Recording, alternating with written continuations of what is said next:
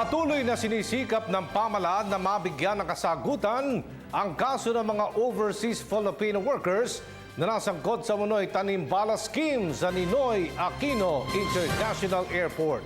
Nagbabalik si Julius D. Samburon sa detalye. Hindi pa din tumitigil ang pamahalaan na bigyang kasagutan ang kaso ng mga OFWs na nasasangkot sa Tanimbala. Nitong nakaraang linggo sa pagdaraos ng OFW Summit sa Pasay City, inimbitahan ang ilang kababayang nasangkot sa insidente.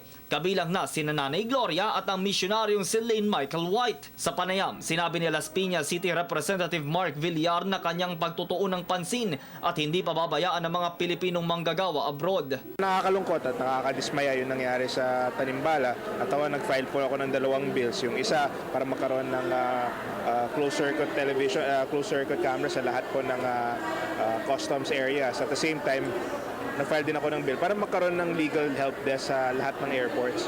At least pag may nangyari, hindi na sila dadalhin sa presinto, hindi na sila ilalabas pa sa airport. Doon pa lang, meron ng lawyer na mag-assist sa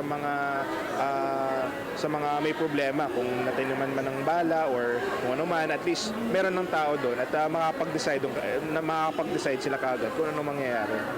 Naka-file na and hopefully magiging priority. Pero nag-file na kami ng bill at hopefully tatakbo na siya sa Congress soon.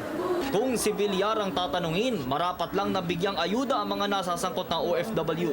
Gaya nga ni Nanay Gloria na sinamahan ng grupo ng Villar Sipag at Blas Ofle Foundation na makabalik sa Hong Kong at makausap ang kanyang mga employer. Ang National Bureau of Investigation tuloy pa din ang pakikipagpanayam sa mga biktima upang kumalap ng mga ebidensya. Mismo nga ang kalihim ng DOJ ang nagbigay ng palugit sa Task Force Talaba na pinamumunuan ni NBI Anti-Organized Transnational Crime Division Chief Manuel Antonio Eduarte. So it's just a matter of seeing and evaluating probably kung anong mga ebidensya na nakuha nila.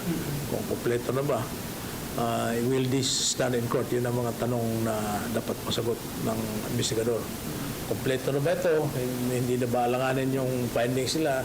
Are they supported by all evidence available? Para sa Telebisyon ng Bayan, ako si Julius D. Samburon.